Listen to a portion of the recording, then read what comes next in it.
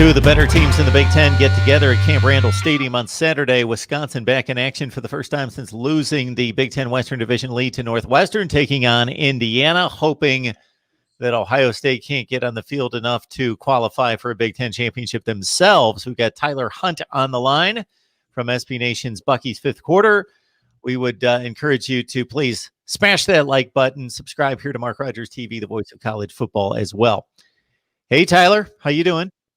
I'm good. Excited to have some Badger football back. It was unfortunate to lose that Axe game last weekend due to COVID. I know both sides, Wisconsin and Minnesota, are hopeful that maybe the Big Ten will allow them to play that game later on in that championship week. And because right now it looks like the Badgers could play Indiana again in a couple of weeks if it holds true. So I know they're hoping that maybe they can get that game in later on, but for right now, it's good to have the Badgers back in whatever capacity. Losing 3 games is tough, so it's just happy to be able to watch them on Saturday. Yeah, that stretch of games that's going to be scheduled the weekend of the Big Ten championship game, I found to be intriguing from the start, but I didn't realize how intriguing it could be because I just figured teams are going to play their games. We're going to miss some games due to cancellation, but then the two teams that qualify for the championship are going to go play, and then everybody else is just going to play 2 versus 2 seed and on down the line.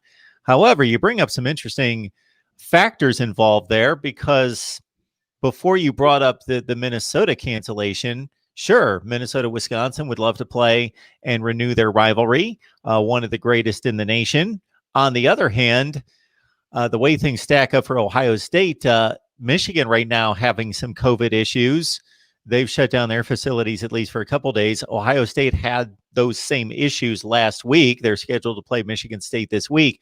If the Buckeyes do not play if they only play one of their final 2 games, despite an undefeated season, they're relegated to the 2 seed with Indiana going to the Big Ten championship game. And I was matching off a Wisconsin-Ohio State game that actually the College Football Playoff Selection Committee may look at as kind of a de facto Big Ten championship game, at least for Ohio State going to the playoff. But now you factor in that the Big Ten may opt to have Wisconsin and Minnesota play. So again, what I thought was a really great idea just to get everybody in play leading up to the championship game on the same day to see like-seeded teams get to match up and play for another game could really have some wild card type selection process to it.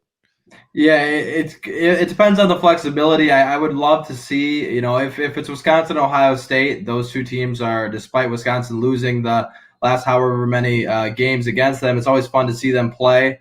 So if it was them or Minnesota, again, it'd be great. As much as I like and respect the Indiana Hoosiers, I don't think anyone needs to see Wisconsin and Indiana play twice. So if it shakes out that you could somehow get one of those 2 and get a fresh game in there, that'd be great. But it's going to be interesting to see how the Big Ten kind of handles this whole thing. And unfortunately, that's the business of trying to play in a pandemic with no bye weeks. You're going to have some hiccups, and we'll see how they handle it from there. There have been disappointments for just about every program across the country at some point in this season having games canceled, but there have been few teams affected, especially few powerhouse programs affected like Wisconsin, as you mentioned, missing a 3rd game, not eligible for the Big Ten championship. And then you go after losing a game against Northwestern, turning the ball over 5 times on the road, see Northwestern drop one the next time out. And certainly the Wildcats, although they're a good team, would not be shocking to see them lose another game, which would have ushered in an opportunity for Wisconsin to make the Big Ten championship game.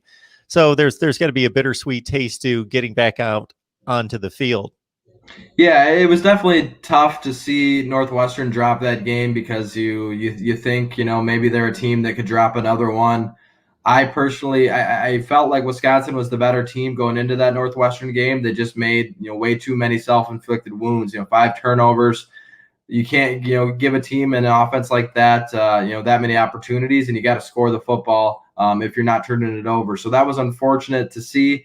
But at the end of the day, I think Wisconsin has just taken these last 2-3 games and then into a bowl game. It's kind of a learning experience, getting their young guys some run. I mean, for the last few weeks, they've leaned on Graham Mertz, Jalen Berger, and Chimere Dike, all 3 that are either freshmen or redshirt freshmen. So the youth movement at Wisconsin is definitely kind of going on. There's some younger guys getting some run. You'll probably see even more younger guys this week as they try to work some of these guys into fold, because at the end of the day, these last 3 games is just kind of a prep for next year. I mean, the season's kind of been a wash for a lot of teams. Ohio State now within turmoil. The Big Ten might not even get a team in the playoffs. So at this point, it's just kind of getting some guys some run and prepping for 2021 and just take it for what it is at this juncture. That's all you really can do.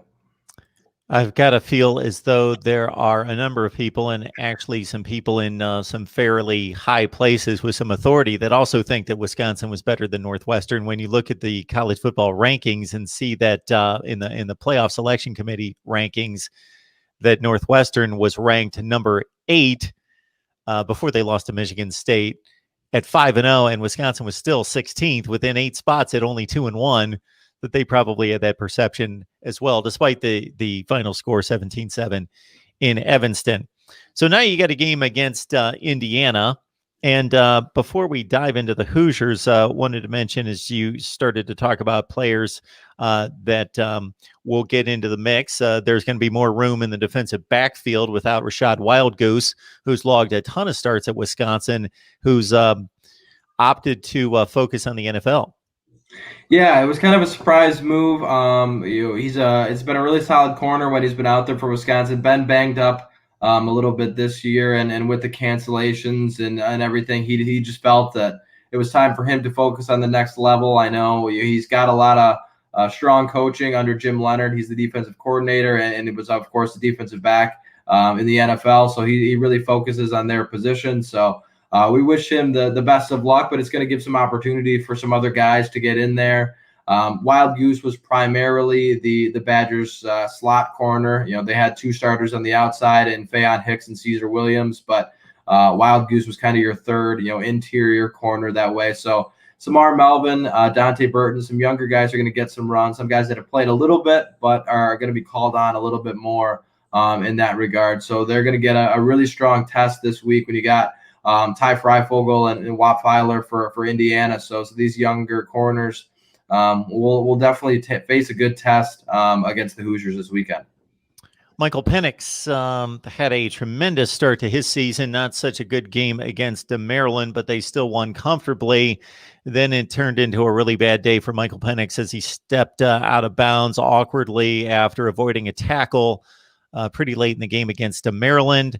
Torn ACL. The left-handed quarterback out, and Jack Tuttle, a transfer coming in from Utah, who was a 4-star there for the Utes coming out of high school, who I have heard reported is the highest-rated quarterback ever in terms of star rankings ever in the university or Indiana University program ever, even with the likes of Trent Green and Antoine Randall L. So it'll be interesting to see what Jack Tuttle can do over the course of an entire game against the top flight defense.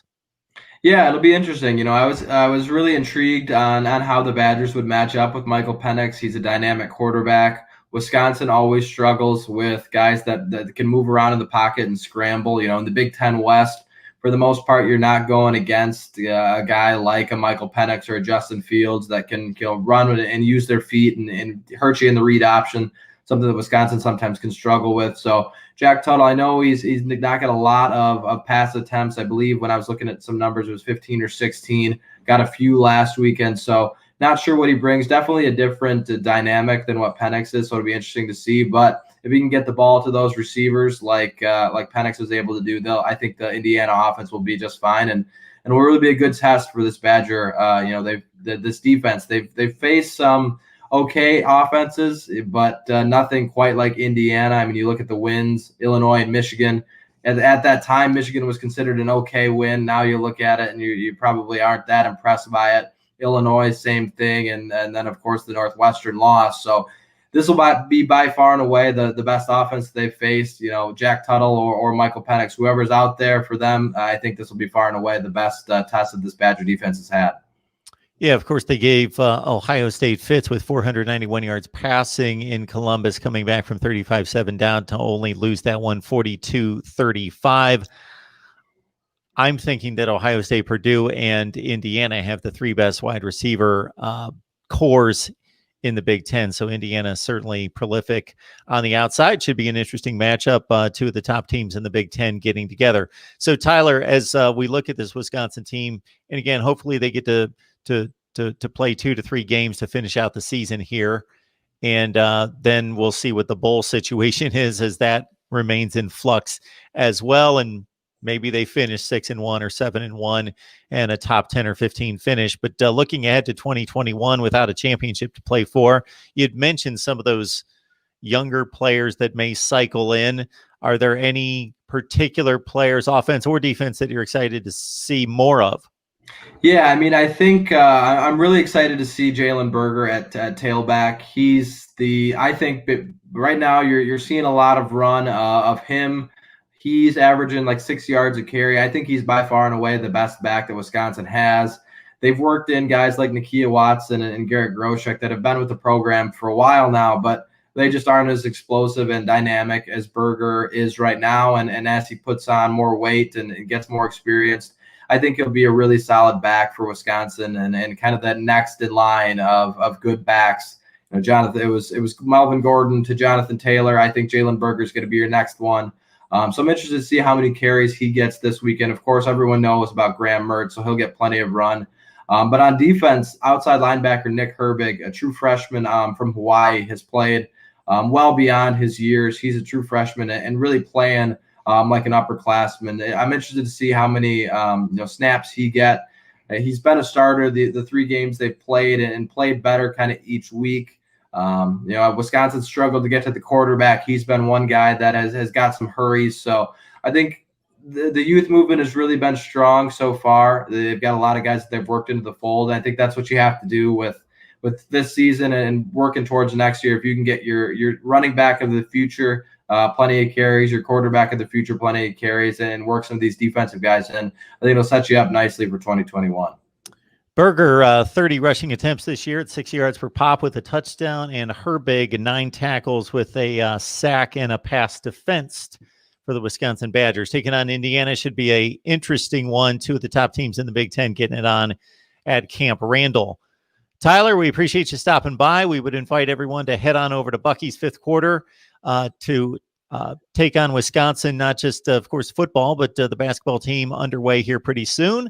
And, of course, lock it in here at Mark Rogers TV, the voice of college football. Tyler, we appreciate you stopping by. Enjoy the game. Thanks. Yep. Thanks, Mark, for having me.